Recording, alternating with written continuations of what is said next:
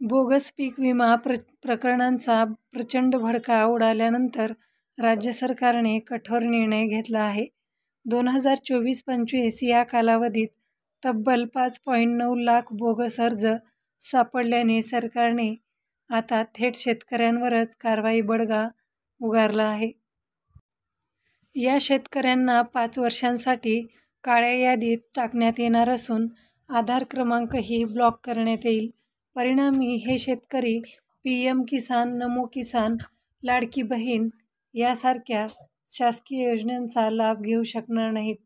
2025-26च्या खरीप व रब्बी हंगामासाठी सरकारने नवा शासन निर्णय GR जारी केला असून यामध्ये बोगस अर्ज करणाऱ्यावर गुन्हे दाखल करण्याची तरतूद आहे. तहसीलदारांना या संदर्भात थेट गुन्हे दाखल करण्याचा अधिकार देण्यात आला आहे. अर्जात शेतजमिनीचे खोटे सातबारे उतारे, बनावट भाडेकरार, खोट्या पीक पेर नोंदी असल्यास त्या शेतकऱ्यांविरुद्ध कारवाई केली जाईल.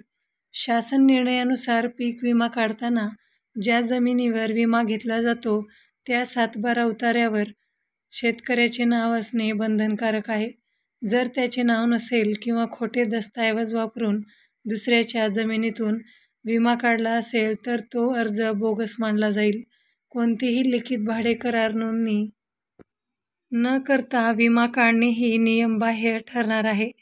बोगस अर्जामध्ये कॉमन सर्व्हिस सेंटर केंद्राचा देखील मोठा वाटा असल्याने निष्पन्न झाले आहे. मागील वर्षात 170 CSC केंद्राचे लॉगिन ID बंद करण्यात आले असून 63 केंद्रावर FIR दाखल करण्यात आले आहेत. विशेष म्हणजे या कारवाईत सर्वाधिक CSC केंद्रे बीड जिल्ह्यात होती आणि 4 ऑपरेटर महाराष्ट्राबाहेरची असल्याचंही समोर आलं आहे. जर एखाद्या शेतकऱ्याने बोगस अर्ज केला असल्याचे सिद्ध झाले तर त्याच्यावरची सर्व सरकारी योजनांची पात्रता 5 वर्षांसाठीची निलंबित केली जाईल. आधार क्रमांक ब्लॉक झाल्याने कोणतेही सरकारी लाभ, अनुदान, योजना किंवा आर्थिक मदत मिळणार नाही.